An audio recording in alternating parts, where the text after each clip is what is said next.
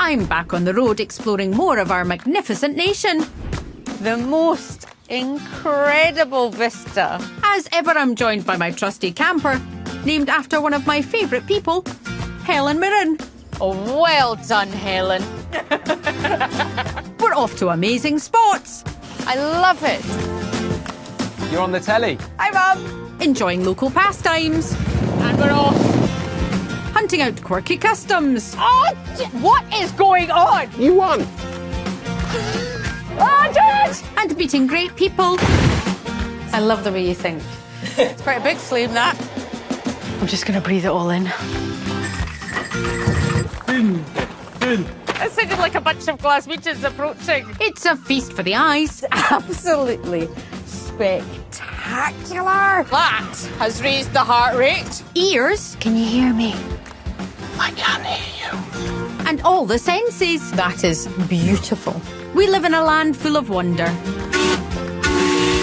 So come along on my grand day out. Woohoo! Let's go!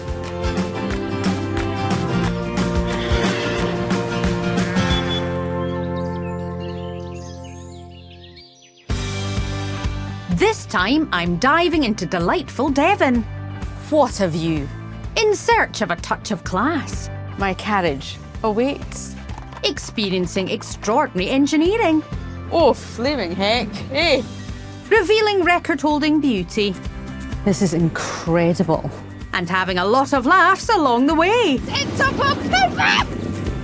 See, Uh-oh. see.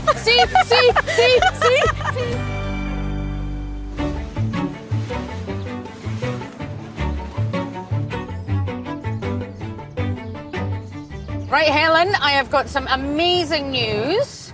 We are back in one of our favourite places, Devon. I'm in heaven in Devon. But because we've been here before, I'm going to treat you to some places we've not visited. I want to start off in somewhere I know you're going to love, the beautiful city of Exeter, where lovely mix of the old and the new. This ancient city dates to pre-Roman times, and much like the county in which it lies, is full of surprises. Are you ready, Helen Mirren? I am ready, Susan, yes. Oh, very posh. Exeter's quay was used as a trading port for almost 2,000 years, but nowadays is mainly enjoyed by pleasure seekers in smaller vessels and visitors planning their voyage. Right, this looks like the perfect spot for a bit of map reading. Let's see, where are we going to be? I'm going to have to expose the whole thing. Hold on. Like a magic trick. Or a kite. Right, hold on. I can do this.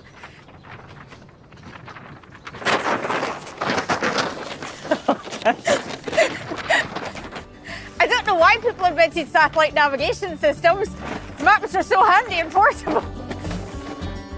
From here, I'll set course west to get behind the scenes of a national and personal obsession, before navigating north for a journey into historical high society.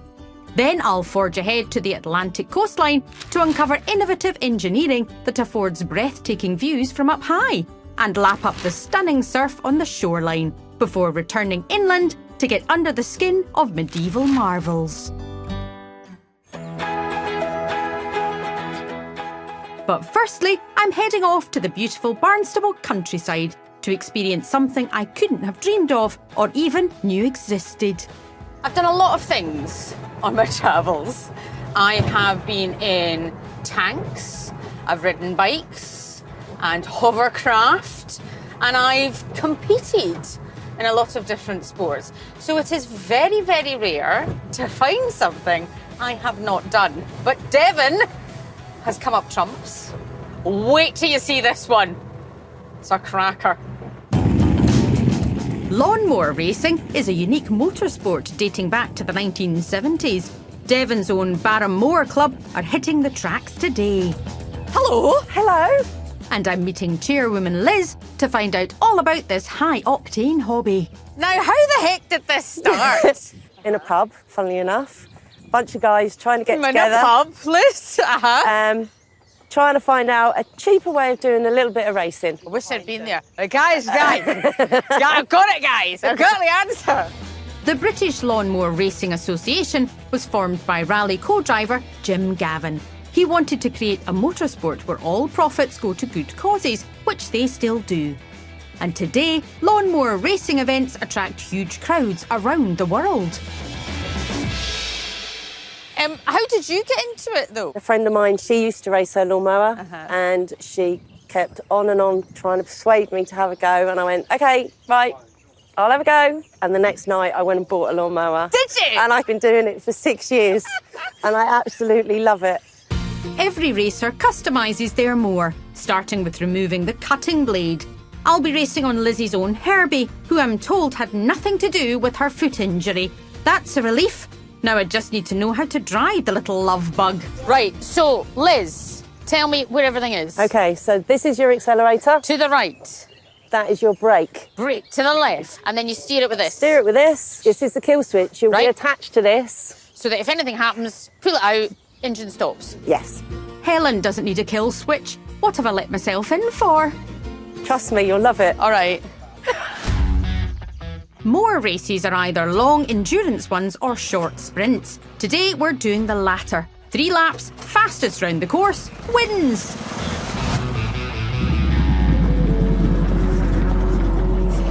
I am ready! Apparently, some of these mowers can get to around 50 miles an hour. Hopefully they'll go a bit slower for a newbie. And we're off.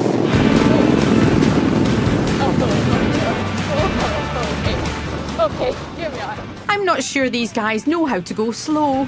Speeding right, it's a bumpy bit! It's a bumpy bit! Luckily, I'm quite experienced with taut suspension.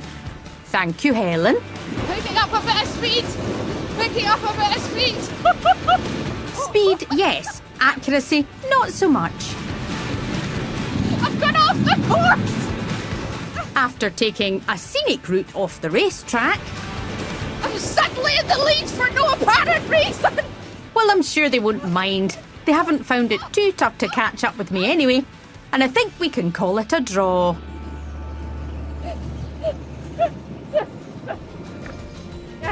You enjoyed it then?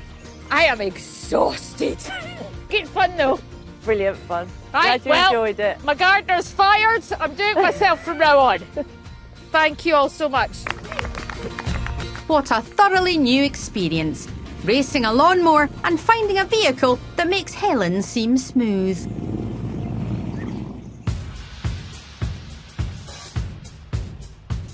Speed bump, Helen, speed bump, speed bump, speed bump, speed bump, up and down, don't smash the front of the van. Nice and steady.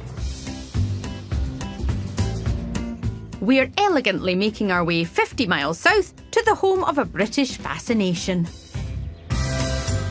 Now, I don't know about your family, but my family are utterly obsessed with the weather. We text each other more about the weather than anything else that's happening in the entire world.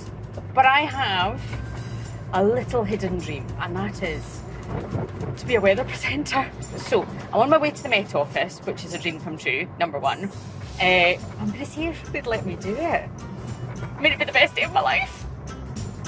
The Met Office is a centre of world-leading technology in weather prediction, and they film forecasts right here. Presenter Aidan has promised to show me around. Here's hoping dreams come true. Looks like I'm power walking to meet you, Aidan. That's how excited I am. I think the country is obsessed with weather. Where did your obsession come from, do you think? It goes all the way back to when I was 7 years old, and I can prove it because I've brought my diary. Private Aidan McGivern's diary. Oh, bless you. I'm breaking all the rules I set when I was 7. OK, so you've got here, didn't snow on the 6th, did snow but in the evening on the 7th, yes? School was cancelled. We went sledging. Suffice to say, it was the best week of my life. Yes. So I started watching the weather obsessively night after night. Watching those weather forecasts made me realise that must be a fun job. And what's it like being that weather presenter, that icon? It is as much fun as I imagined it would be when I was 7 years old. The Met Office makes predictions using more than 300 weather stations across the country, monitoring temperature, air pressure and, of course, rainfall. I've got a little weather station in my garden. Oh. I'm obsessed. I've got thermometers everywhere. I've got the Hujima Watch It for the wind. Is this quite similar to what I've got in my garden, but just on a bigger and better scale? Yeah, this is similar to what people have in their gardens. So we've got a thermometer here that's measuring That's a soil thermometer? temperature. Yeah, I thought someone just hadn't done the patio right yet. in the winter, Yeah. often you'll get a frost on the ground. I'm so sorry, Eden. I wanted to do this. Eden, tell me more, because I love the weather. Right, sorry. There's a thermometer behind you, actually, that's measuring a concrete slab. Because I suppose you need that for like the roads and stuff to see if it's going to be icy. Exactly, exactly. Nailed it! I think he's impressed. So then you get to go on screen and do the actual forecast. What's that like? Our ultimate remit here at the Met Office is to keep people safe. Yes, safety is very important, Eden, but what's it like doing the weather forecast? That's because I've always wanted to do it. Well, let's go and have a go. No, shut up. Yeah. Really? Yeah, Yeah, absolutely. all right. Yeah, okay, whatever then. Yeah, I suppose so. Yeah. This yeah, way. Let's go. This should be something else to text the family about tonight. Right. Oh. Welcome to the Met Office studio. Oh. This is Simon, the Hello. studio operator. Hi, Simon. Nice to meet you. Simon's job is to make us look good. Very important. Best of luck, mate. The secrets of my dream job will be revealed. The magic starts in front of a green screen. And then you're in front of a map. And my head's been Eden, cut your off. head's disappeared. Quickly, get down. You're on the telly. Hiya. Look at that, we're on the telly. Hi, Mum. Weather forecasters watch a mirror image of the map on a monitor and report what they see happening on the screen. We're looking at the map and we're describing the weather. It's quite a skill, isn't it? Look at what's happening over there whilst describing it. So you want to be friendly, don't you? I always imagine I'm telling my mum what the weather's doing. Mum! Mum! Run! Do you know my mum's favourite word when it comes to the weather? Treacherous. It's going to be treacherous, Susan. That's what she always texts me. Good word. You don't want to overdo it. Imagine I'm comforting my mother. I'm telling my mother about the weather. Yeah. What we're going to be looking at is your route across the southwest. Will it be classic British changeable summertime weather? Okay. Right, well, I'm really excited about this. I'm a little bit nervous, but I think we should give it a go, okay? Let's do it. Okay, I'm really nervous about this. I'm actually really nervous about this because I've dreamed about doing this for a very long time. Okay, Susan, here we go. Stand by in 3, 2, 1. Hello, everyone. I know a lot of you are asking, where has the summer gone? Sadly, Torremolinos. But I'm here to tell you about the next 48 hours. Glasgow looking as gorgeous as ever, just a bit of light drizzle there. Back down to the southwest over the next few hours, starting on Wednesday. There's Helen Mirren there. You can see some light showers there over Great Torrington. Light showers that might need a pack-a-mac or two there. Moving on to Thursday, those showers are moving past, leaving a lovely mid-temperature for this time of year, if this time of year was October, of 16 and 15 degrees. But really, things are brightening up a lot. So by 2025, the shorts will be required. But let's face it, it doesn't matter what the weather is. We can always have a grand day out no matter what. Have a really great day, whatever you're up to. Fantastic. Was that right? Really good. Was it really okay? good. You've got the job. When Oh can you my start? goodness, no, don't say it. I love it. It's Yeah. a lot of pressure, Eden. But you did a fabulous job. Thanks for making my dream come true. That's a biggie ticked off my bucket list, and there's still so much more that Devon has to offer. Coming up, Hi. I get carried away with some upper-class finery. The staff can stay in there, although I'd need at least 2 or 3 of them to guard me. Obviously. And get transported in Grand Regency style.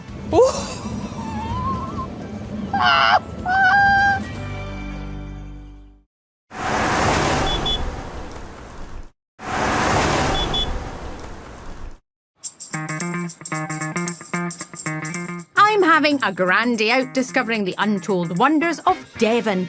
And I've got some news to share with Helen about indulging in a little fantasy of mine. Now, Helen, you know that show Bridgerton that I won't let you watch because it's a bit saucy, yes? I'm going to do something that's quite fancy like a Bridgerton. And I need to do it on my own. I mean, it's not going to be, PG-13 or anything, but, see, I've already changed into a fancy lady in Bridgerton. Oh, no! How saucy. Receiving one today will be the stunning neoclassical pile that is Arlington Court. Within the walls of this gorgeous estate are more than 40 horse-drawn carriages. The highly valuable and incredibly exclusive mode of transport for Britain's high society, spanning 4 centuries. I'm eager to find out what secrets these extravagant vehicles could tell, and Collections and House Officer Sitska holds the key. Hello, Sitska. And- Nice to meet you. These carriages, they really were quite expensive to keep, weren't they? Because it's not just the carriage itself, it's the upkeep of the carriage and the horses and things. Yeah, so it wasn't something that everybody could afford. It was really the elite, the aristocracy.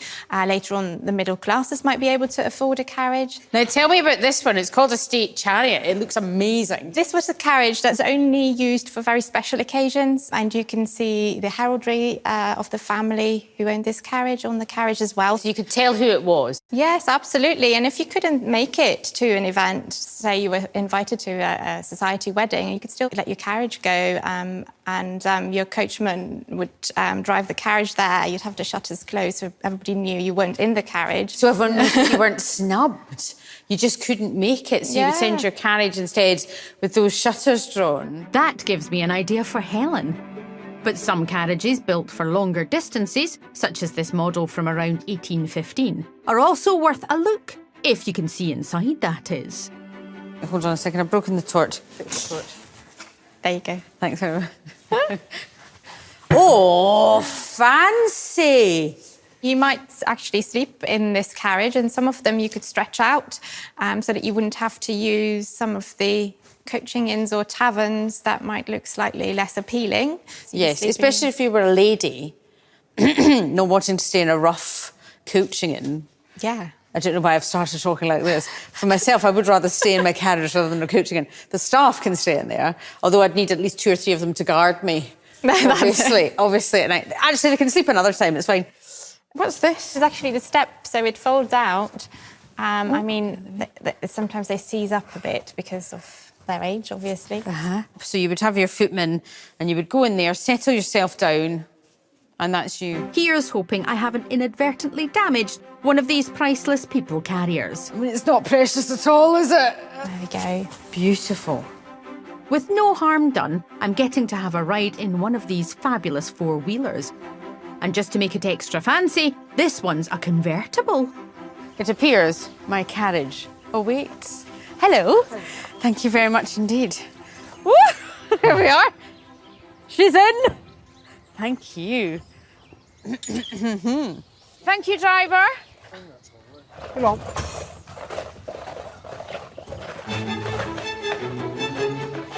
Hiya.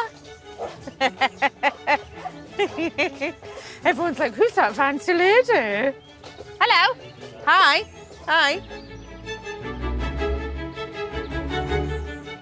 It feels special. It does make you feel like you're on show. And I mean, that would be the point of it. You're in your fancy carriage, travelling round in your finery, hoping people will notice you. This is not a discreet form of travel, the carriage.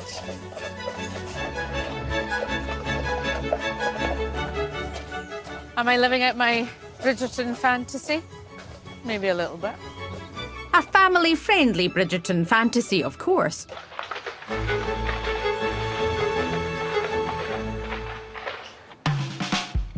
Though I must get back to Helen, wouldn't want her getting jealous, and there's still so much to explore in this incredible county.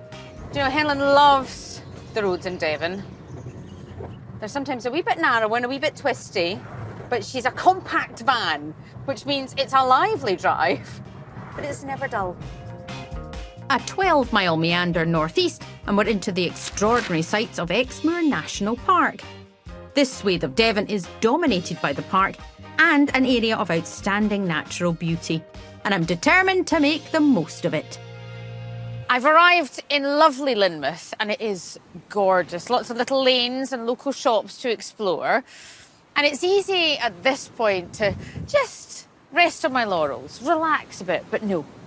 I'm going to do something adrenaline-fueled. I'm told the best way of taking in these spectacular surrounds is via the Linton and Lynmouth Cliff Railway, though the views it offers aren't the only thing that makes it special. This feat of Victorian engineering has incredibly run on renewable energy since day one. Keeping this mechanical marvel on track is engineer Adam. Hello. Hello. Fascinated by this. When did they build it? Opened in 1890 Easter Monday. And has run consistently You ever need to since. warn me about these things, Adam. So is that about to go up? All right, so they're ready to go. Right, okay. So, tell me in engineering terms how this works. I think I can tell. Yep. So Water. it's a counterbalance lift Uh-huh. using water as ballast. Right. The two trains are joined together on a pulley system. Water from the West Lynn River is added and released from the carriages. The top carriage is made heavier than the bottom, driving that one down and in turn, raising the other, like a giant seesaw. And is it just the availability of the water that meant they thought this was a good idea to do it like this? No, that Right. wasn't specifically why. There was a wealthy benefactor who financed it. Sir George Nunes, a magazine publisher who holidayed in Linton, was disturbed by the hardship caused to the horses used to pull people and goods up the cliff and commissioned the innovative railway. Finished in 1890 and still going today, so that engineering was solid, wasn't it? Very solid, very simple. Every winter when we shut, we strip it all down, start again, build it all back up Really? again, yep. I get the greasy task of stripping it down, building it Now, up again. your face just lit up, because you love it, don't you? I do like it, it's great. How did you end up here? And they were after an apprentice when I was 17. So I stood up the top there for half an hour waiting for the courage to come in and go grab a form. Yep. I did it, and luckily I got the job. And did you used to come on this when you were younger then? I did, yes. So you used to travel on this when you were a kid, Yep. and now you're in charge of it? Nearly in charge, but Nearly- yes. This isn't just a cliff railway, this is a piece of history. It is. You know. It's quite integral for the local area. Visitors come from far and wide to enjoy the railway and the spectacular views it offers. I'll need to brace myself though. This particular passenger isn't a great lover of heights. It'll be fine. Be brave, Calman. Be brave. Morning. Morning. Thanks very much. Thank you.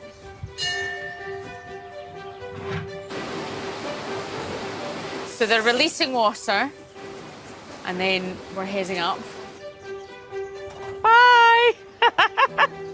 With a 57% incline, this is the steepest and highest totally water-powered railway in the world. Oh, it's so steep. Oh, it's so steep.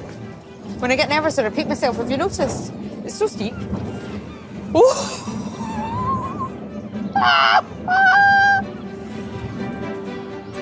Oh, flaming heck. Hey. And the 500-foot climb gives you time to really experience the journey. This is really high. And I can tell you something else that skyrocketed, That has raised the heart rate. but it's worth it to experience such a singular Devon treasure. That was wonderful. Thank you very much indeed.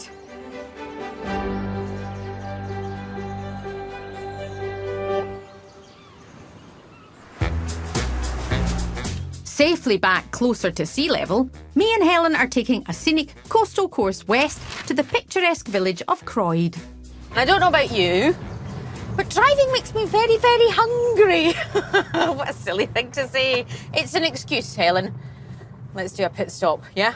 All right. This stretch of North Devon's coastline is famed for its beauty, but has recently become recognised for a lesser-known reason, as the UK's first protected world surfing reserve, joining the likes of Malibu in California and Australia's Gold Coast. The bay is home to a popular food truck owned by Biff, Hello. Oh, hey. How are you? who gave up London life to combine his loves of wave riding and cooking. This is your lovely food truck. And are you taking some of the influences of places you've been with the food that you're serving here? Yes, so that is why I've called it my surf-inspired street food. Anywhere from when I went to Morocco, west coast of America, Mexico, Portugal. It's all inspired, these menus. I am interested in tasting, I sounded like a MasterChef judge there. I'm interested in tasting a couple of your dishes, Biff. If you were to bring me a couple, what do you think? I think on a day like today, I'd go for the gatapima bowl. What is it? The gatapima is basically, it's like falafel, but on steroids. But also our corn ribs. Corn ribs? Corn ribs. So it's Corn like ribs. eating a rib, but made out of corn. There are very few words I love more than falafel, because in a Scottish accent it sounds brilliant. Have you ever heard someone say falafel in a Scottish accent, like, properly? Not until I love the falafel! Because it sounds brilliant. I love the falafel. No, 2 falafels, please. No problem. Lovely. Thank you very Take much. a seat, I'll be Elizabeth. with Thank you you in a very minute. much. A suitably windswept backdrop for my surf-themed lunch. Here we go. So there's the corn ribs. Corn ribs. And here's your gatapimas. Gatapimas, thank you very much indeed. Enjoy. I love corn.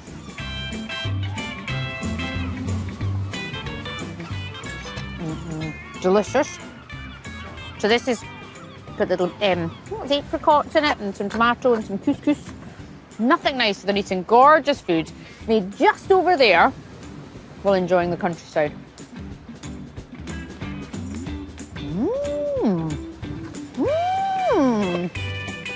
It's a little taste of the surfing world in Devon, and it seems the conditions are right for the real thing too. On the beach today is a local group making surfing accessible to all, and Jasmine is one of the organisers. Hello. Hi. There's a load of you down here at the beach. What's happening? So we're doing a surf club session for a group of young people who've all come through our surf therapy 6-week course. Whose is this project? People struggling with their mental health, physical disabilities as well, learning difficulties, struggles at school. There's a whole range of different reasons. So people can appreciate the therapeutic value of being in the water. Absolutely that. Literally, whilst we're in the water, parents come up to us and say, actually, my child's sat at the top of the beach, they've got cerebral palsy, we haven't got a beach wheelchair, can we book in? So we're constantly kind of evolving our service and creating as much capacity as we can so that we can help as many people to have a lovely time in the water. You're passionate about this, and it really shows. It's absolutely incredible. See. I won't be entering the Surfing World Championships anytime soon, but Parasurfer Harlem competed in California last year with the support of Ian, Jasmine's dad and co-organiser.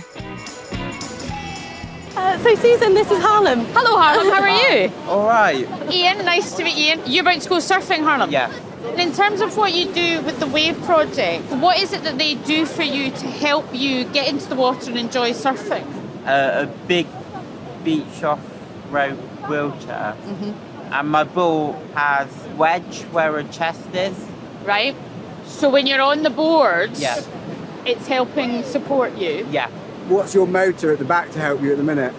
Me. Ian. Oh, okay. So Ian has a purpose. So you've been to the World Championships in California. Are you going to go back to it? I need to get through English Championship. So we're going to Bristol tomorrow to do the English Championships. Oh, I'm really sorry. Am I interrupting like the most important practice? No. So the English Championships are tomorrow, which you're going to smash, right? Yeah. I love you, and I'll be watching you, but I'll also be watching that poor man at the back going, come on, little leg, come on.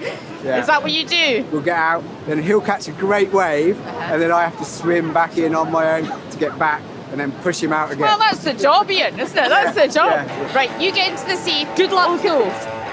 And I get to stand back and watch a surfing expert in action. So that's Harlem and Ian just going into the water just now. It's absolutely incredible. Ian's giving a mighty push to help Harlem catch the swell. And he's off.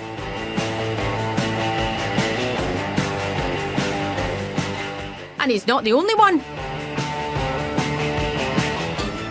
What a brilliant thing to make sure that people get to appreciate the sea, no matter who they are.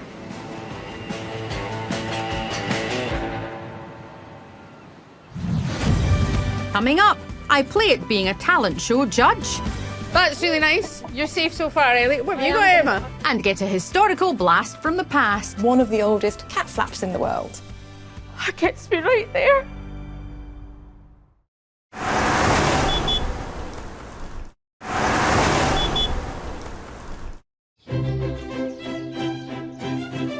I'm on a grand day out in Devon.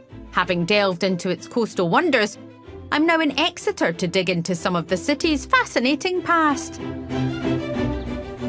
Now, in the sunshine, to my left, is the most stunning cathedral. It is so gorgeous. My goodness. I'll leave you here though, Helen, if that's okay. Added sound effect. And it's not often those are needed with Helen. But even she's being respectful of the imposing Exeter Cathedral, completed in the 14th century. And I've heard its ceiling is the most striking of its kind in existence. This is incredible. You know, it's one of those things you read about, but it's only when you actually come in somewhere and experience it, you realise just how massive it is. So this is a medieval vaulted ceiling, and it is huge. It's almost 100 metres all the way. You could spend hours just looking up, looking at the details. Just make sure you don't fall over when you do it. That's the most important thing. Absolutely stunning, though. This breathtaking building is full of wonder, and archivist Ellie is gatekeeper of its secrets. Hi, Ellie, how are you doing? Very well, thank you. This place is spectacular, isn't it? It really is, yeah. It's just one of the great treasures of Exeter. The ceiling is pretty spectacular, and I know it is very special, but tell me a little bit about why it's so special. So it is actually the longest continuous, unbroken, barrel-vaulted ceiling in the world. My goodness. Ceiling. It's a mouthful. It is. And the vaulted aspect of it is, it's that... Yeah, it's those shapes that we can see coming in to meet at the middle. And those bosses are actually structural as well as beautiful decorative elements. Is it your favourite part of the cathedral? I have a few favourite bits, and there's one particular thing that I think that you're going to really love as much as I do. Really? It's a little bit discreet. Uh-huh. We're going to go this way. Okay. Can't wait. I love a hidden treasure. I love it. Tucked away in a corner stands an unassuming wooden door. We look above us.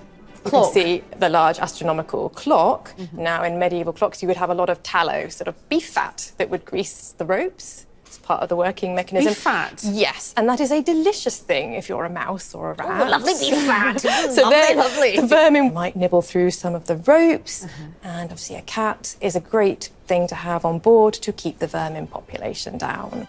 Astronomical clocks date back to 600 years ago, depicting the hours of the day and movements of the known solar system. And like most things, it seems they were made all the better for having a cat nearby. This is, in fact, probably the oldest, or certainly one of the oldest, cat flaps in the world. That gets me right there. So is it where the nursery rhyme comes from? Some people have said so. Probably Hickory dickory dock, the mouse ran up the clock. Because I've always wondered, why did the mouse run up the clock? But if it was tasty rope, then you could see why the mouse would run up the clock. Absolutely. My goodness. We had mice, and got someone round to help us with the mice because they were chewing through the electrics. And the lovely man said, you should really get a cat. And he turned round and there were 5 cats sitting on the sofa like that. Sorry. Your cat wouldn't have got the job because actually at Exeter we had a cat on the staff. The cats were paid? Really, there's the custor, who's one of the vergers, who was given this money for the cat. And I don't need to take Ellie's word for it. Incredibly, a 14th century accounts book has the proof. Hold on a second. Academic Susan's come out. Right. We are at a page from 1305. Here. Every quarter it got 13 pence. I approve. I wholly approve. This fabulous cathedral is home to some real historical treasures, many of which are uncovered in the domain of librarian Emma. Are you still finding things? Yeah. Every time we have an inquirer or a visitor who comes and asks to see something, it's usually our next favourite thing, isn't it? Yeah. And you've got one there, Ellie, that looks particularly important. What is this? This is one part of the Exon Doomsday. In 1086, by order of William the Conqueror, a survey of the king's land and subjects was taken. It remains one of the most famous artefacts in the nation's history, the Doomsday Book. Amazingly, the cathedral has the only surviving source for it, a survey for the southwest of England. If you look at this top line, it says, in Latin, William the She-Goat in Devonshire. That's how it translates. William the She-Goat. I don't know whether he knew William Cherryface. That's another one that you'll get in the book. William Cherryface. No survey like this had been done anywhere in Europe before. It's and amazing. it's centuries before they try something on this scale again. I quite like it because it's kind of the precursor to the big posh book. So you're going to beat that then, Emma? What have you got? Oh, I'm enjoying this. I'm enjoying this. That's really nice. You're safe so far, Ellie. What have you got, Emma? In the 17th century, travel books were all the rage, whether the author had been there or not. And scientist and philosopher John Wilkins set his sights high. This one is about travel to the moon. Oh, how is he getting there? He's not gone on to that yet. He's thinking about diet. He says here he's got to have some time to rest and sleep in. Well, you've got it if you're going to the moon. He talks about maybe we could have some wings built on us. And then he comes up with a cunning plan of building a flying chariot. Goodness me. Would you like to go to the moon? I'd rather look at it. I went to a supermarket, which is the same company as the one I usually go to, but it was in a different place, and the bread department was in a different place, and I just left because I didn't know where anything was. Now, if I get freaked out by going to a different supermarket where the bread's not what I expect, I'm not going to the moon, am I? I don't want to. You never know, though, who you might find up there. He thought the Well, that's the point, Emma. Who am I going to find on the moon? Yeah. There's plenty to enjoy in Britain. Exactly. There is. And don't Helen and I know it.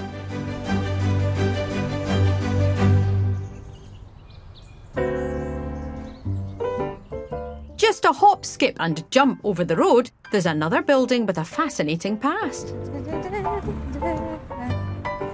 I love a house with a story to tell, and this one has a fabulous story. So, it was built around 1420, and for hundreds of years, it was round the corner.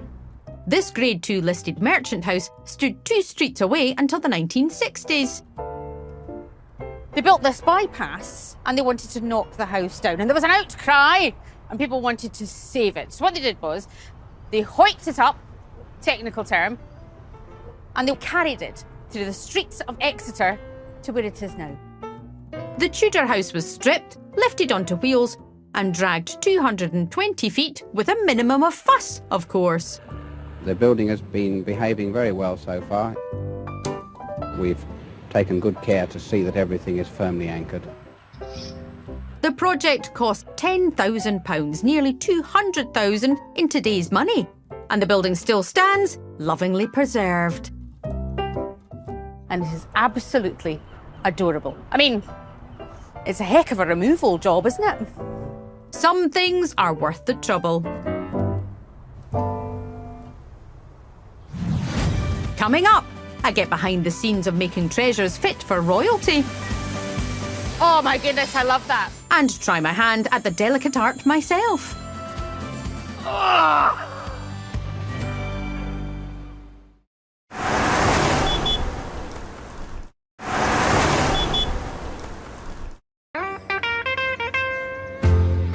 I'm having a grand day out in divine Devon and investigating the enticing experiences this amazing area has to offer. You know when you go to someone's house for like dinner and they've got a sideboard and they've got crystal and you think that's fancy. I've got a bit of crystal in my house and I only bring it out when people are coming round because I'm not really fancy, but I'm fancy when I have visitors. I'm heading west in search of a hidden gem with plenty of sparkle. Royal Brierley, part of Dartington Crystal, has held a royal warrant since 1919. It doesn't get much fancier than that, and apparently the glass blowers do their work right here. It's like, you know when you step off a plane in a hot country? That's what's just happened. You can see the processes, heating the glass, turning them, blowing them. Oh my goodness, I love that. I mean, it's brilliant to watch. So when you're sitting at home and you've got your vase or your decanter, your glasses, it's people like this who are making it. Love it. A whopping 1,400 handmade pieces are produced here per day, and the process doesn't stop at the factory. Master engraver Nick has been creating intricate and beautiful designs here for more than 4 decades. Hi, Nick. How you Hi doing? there. Very well, thank you. Yeah. The sound of engraving tools is giving me flashbacks. It sounds tremendously like a dentist drill. It is, and all these are dental burrs as well. So. Are they? Yeah. That'll be why I was wincing then. I'm fascinated by what you do because the crystal's made, but then you're engraving it, making it personal, though, aren't you? Yeah, everything we do is pretty much ordered for someone, and you know, someone's put some thought into it. So that's it on. That sets it off, and Right, glasses on. Wow. It's incredible now. Is there a chance I could have a go? Certainly. Yeah? Yeah. What yeah. should we try and engrave? I've got a Not piece someone's here. wedding present. No. The standard here is fit for royalty. I'll try my best. I think I'd like maybe a sunshine. Would that work? Yeah, go for it. So just... You're best to go straight into it, really. Right, I'll turn it so... on. So... Don't be afraid of it. That's right. Circles are one of the hardest things, to be fair.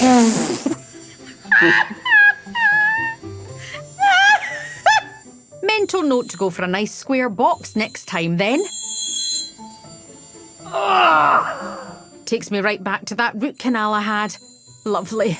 Now that's not too bad, and I'm happy with that. So I'm going to do a really good. flower for Helen. I like to think Helen always appreciates my efforts.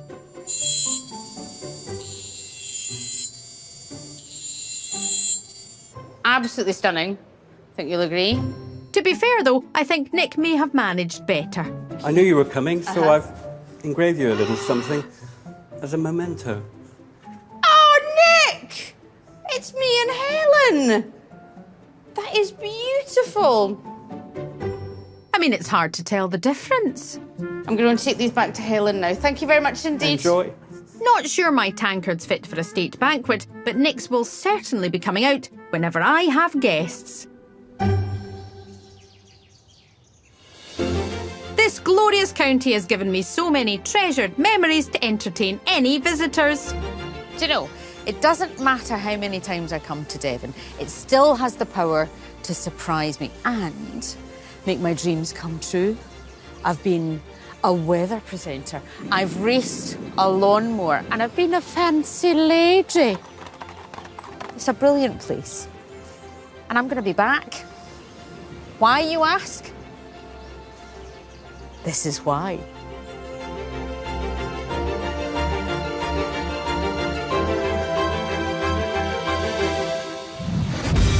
Next time, I'm lapping up the Lake District. You can feed it to me. Yeah, go on.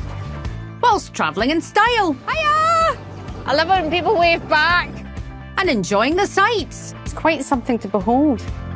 Got pig's leather on my shorts now. How am I going to explain that away? The lakes are pulling on my heartstrings. We give you Susan Calman. Yay! In the most surprising of ways.